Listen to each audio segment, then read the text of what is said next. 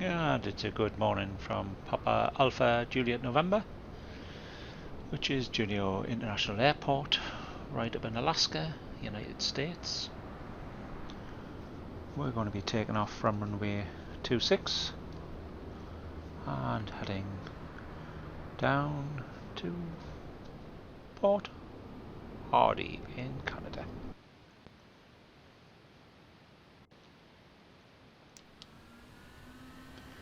So without further ado, let's get this show on the road. Left and right battery on, left and right generator on, bus tie on, and the APU gen on.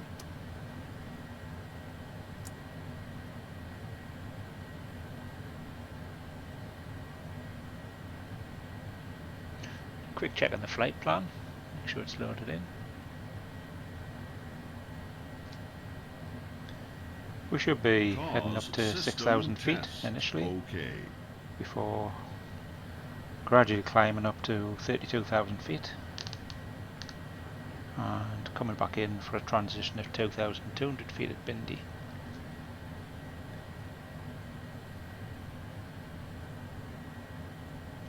Just input the localizer for Port Hardy, which is 109.50.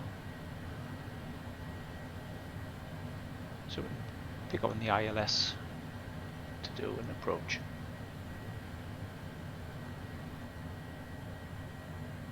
Okay, so now flick the APU on and quick tweak to the right to start it up.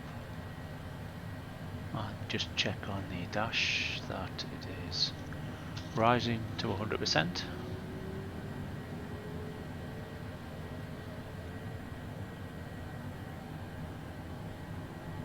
The APU is an auxiliary power unit that's situated on the rear of the airplane. They're commonly found in large aircraft, but you also get them in naval ships as well as some large land vehicles. They produce 115 volts of current at 400 Hz to run the electrical systems of the aircraft.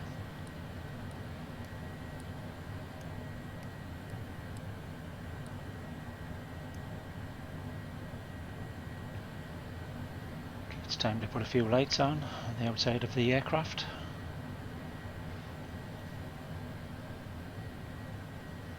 Put the recognition on, the emergency alarm, the wing on, and we'll have the anti-collision on.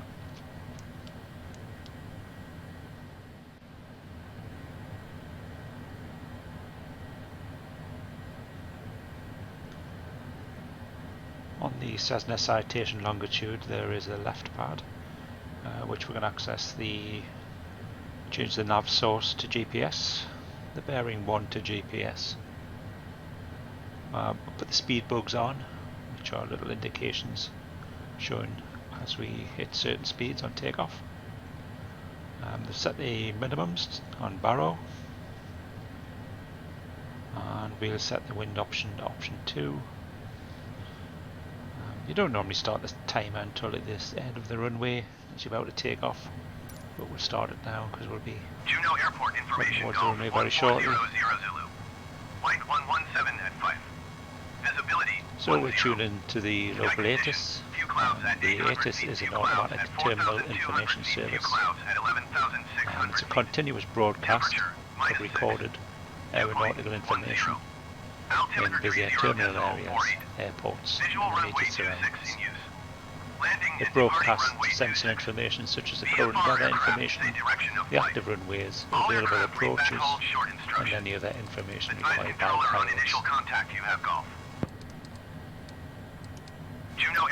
And the visibility is obviously very handy, as well as the cloud cover, temperature, and the dew point, and the QNH pressure, which can be set on the aircraft, so you get the correct altitude. -6. Dew point 10. Altimeter tree 0.48. Visual runway 26 in use.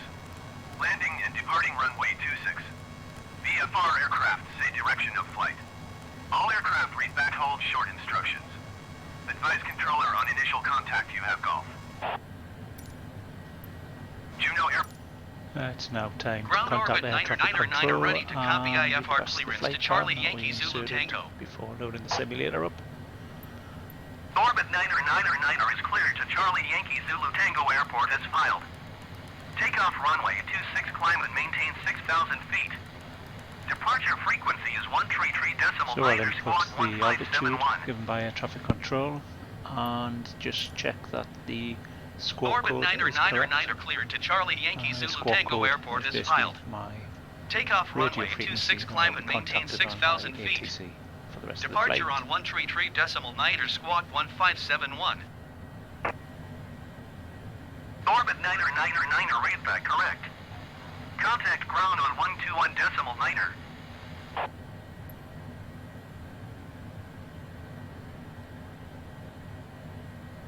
Ground orbit 9999 with Golf ready to taxi IFR.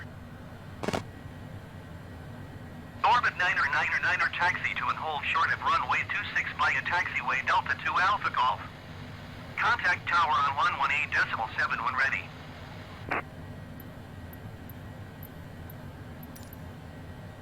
Taxiing hold short runway 26 using taxiway Delta 2 Alpha Golf orbit 9999.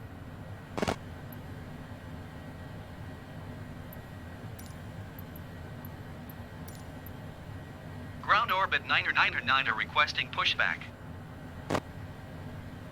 Orbit 9999 pushback request accepted. Once the air traffic controller has allowed pushback to begin, you may start your engines, and the Cessna Citation Longitude jet is fairly similar aircraft it's set up before. Ground orbit Start the engines, 9999 whereas requesting an pushback Airbus cut to steer the and aircraft a to the Boeing right. 747 can take up to an hour. Orbit Run through all the 9999, your checklists. request has been transmitted to the It's a lot operator. more complex.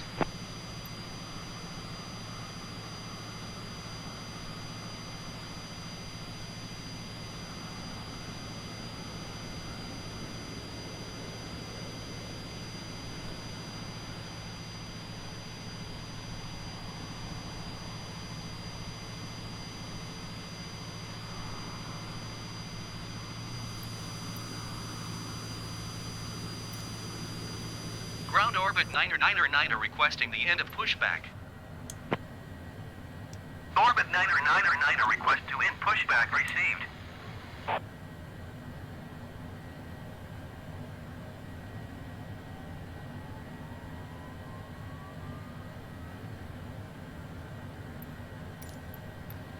Most aircraft require each engine to be started separately.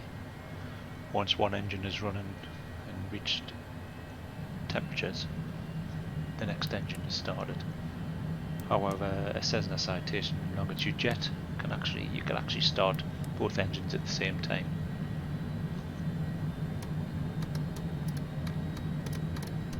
So while you're waiting for the engines to reach temperature, it's a good time to go back to the dashboard and put both flight directors on.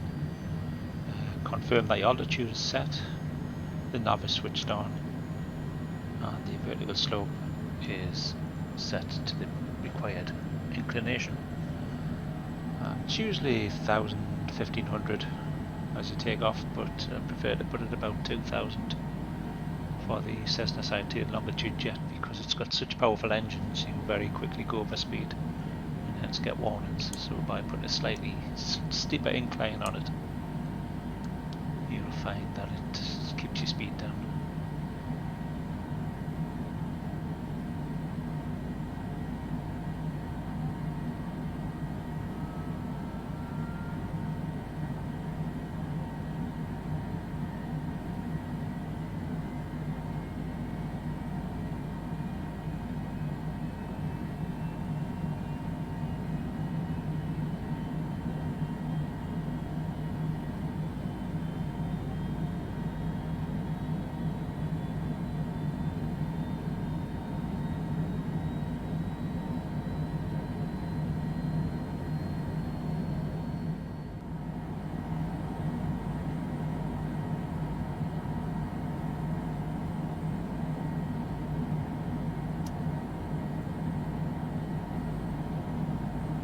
Once the engines are up and running, switch the APU off.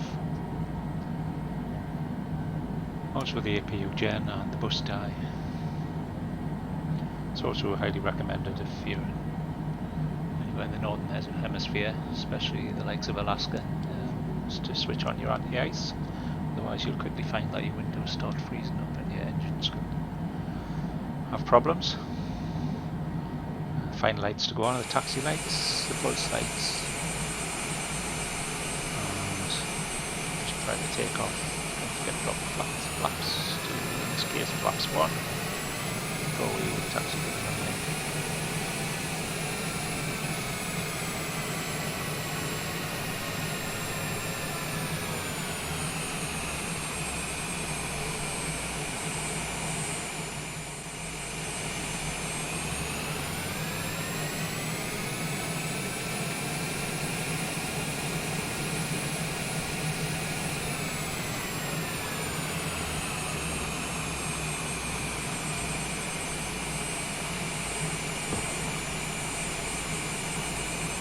Previously mentioned, there are a number of system simulators where you can put the hours on, which will guide you through the gates to your chosen runway. I prefer not to have them on myself, but put them on just for these so you can get an indication of going in the right direction.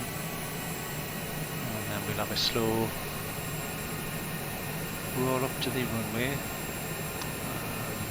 Maximum speeds are about 15 knots. You've got to be very careful on the Cessna Citation Longitude jets. Most of the jets, it's very easy just to over-rev it, break a few speed limits. You don't really want to start your summer holidays off with a speeding ticket.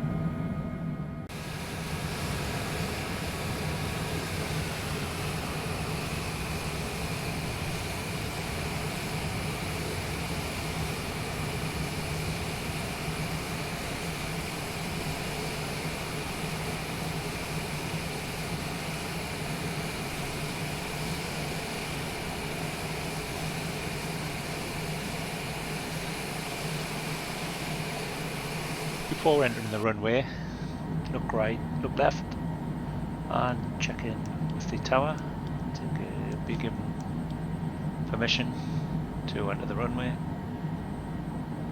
so you can start your takeoff.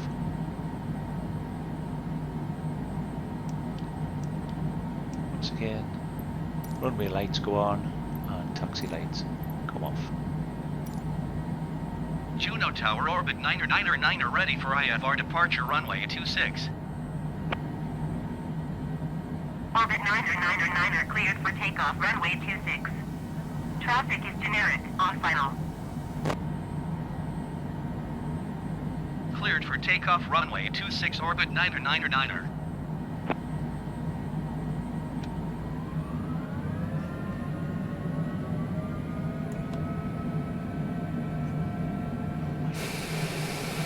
On wet and snowy runways, it's advisable to line up at the end of the runway, put your parking brakes on, and try to throttle them 40-50%, sometimes even 60% on the shorter runways. Before I release the parking brake, which gives you a little bit of a spring start. Again, it's very handy on shorter runways, but it's also handy when the runway is wet and has snow or ice on. Generic 1 kilo, proper contact ground on 121.9er.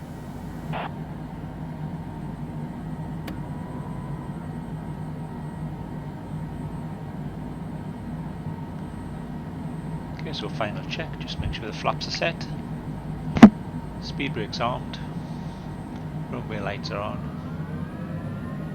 You activate chroma if you have it on the dashboard, and gradually increase the throttle until you reach your chosen takeoff speed.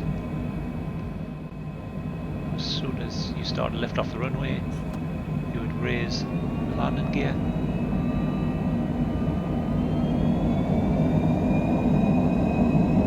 Then raise the flaps.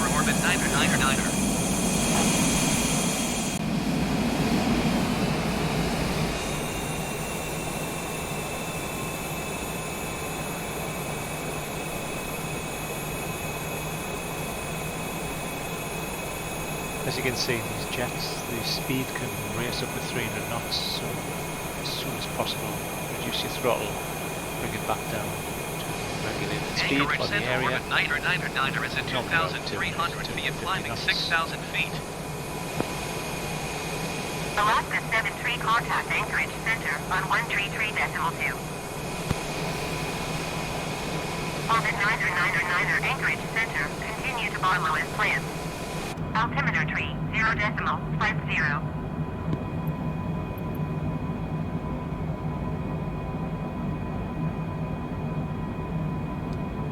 133.2 Alaska 73.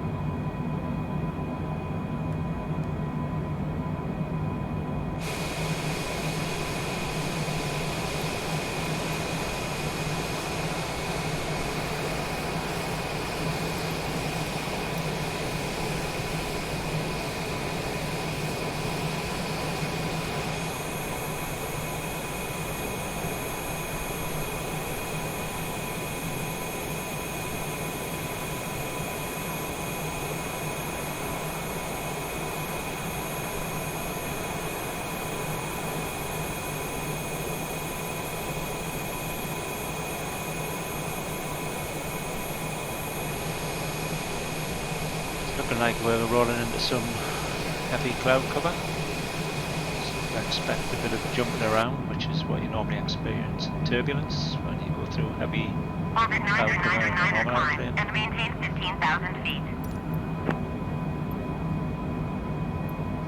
Climb and don't maintain experience 15,000 feet, orbit while you're 999. viewing someone on a simulator is the actual physics that's put into the simulator to give you the wind effects, and you really feel them on the throttle and the joystick as you're flying the plane, and everything's got to be taken into consideration and adjustments must be made to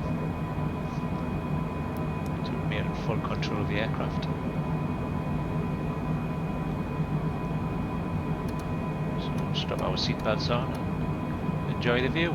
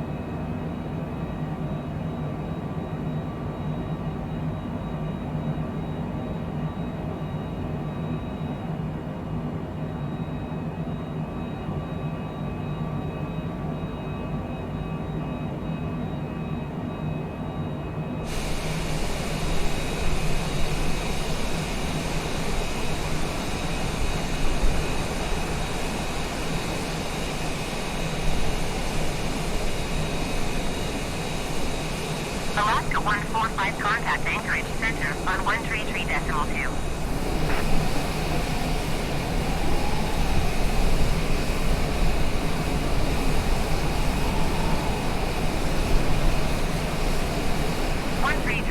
To Alaska, 145.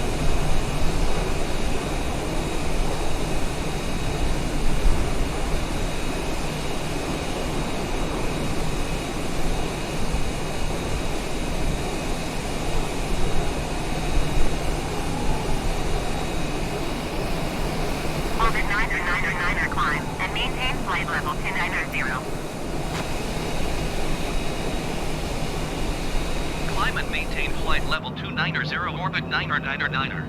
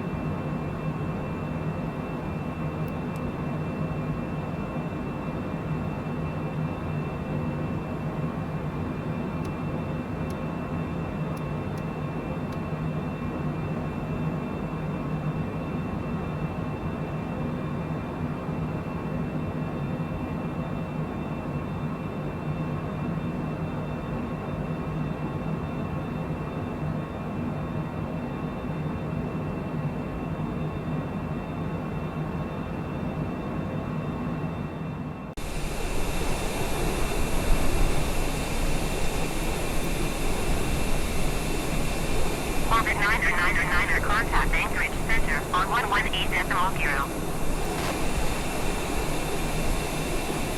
Going to 118.0, orbit 9er.